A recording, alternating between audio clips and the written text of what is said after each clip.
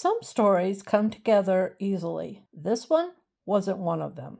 Seaman's story is one of the most well known in American history, even if you didn't learn it in school, but at the same time, one of the hardest to pin down.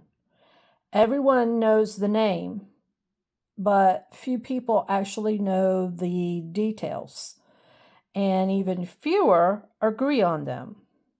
Even something simple as who he was isn't always actually simple.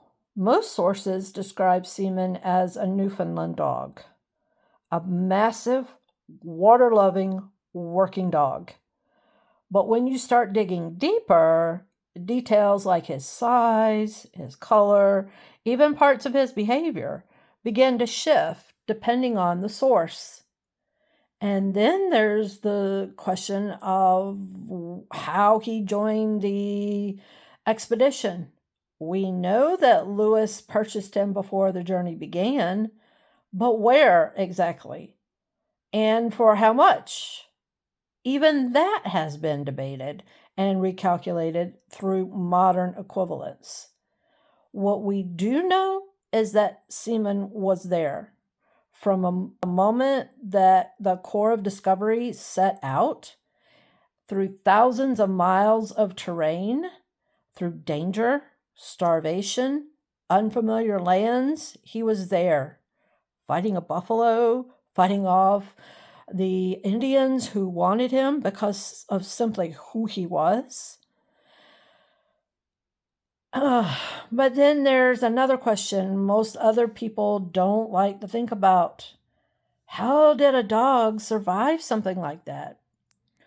Because history tells us something uncomfortable. Not all expedition dogs did survive. In extreme conditions, some were used for food, but not Seaman.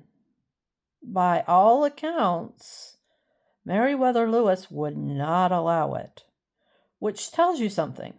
Not just about the expedition, but about the bond between them. And then there's the ending.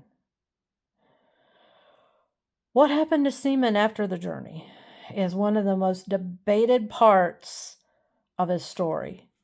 Some accounts suggest he didn't live long after Lewis himself died in 1809.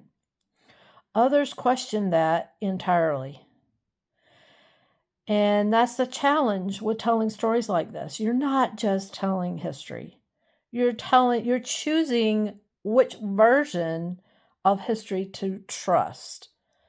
So for this episode, the goal wasn't just to tell Seaman's story, it was to stay as close as possible to what can be proven.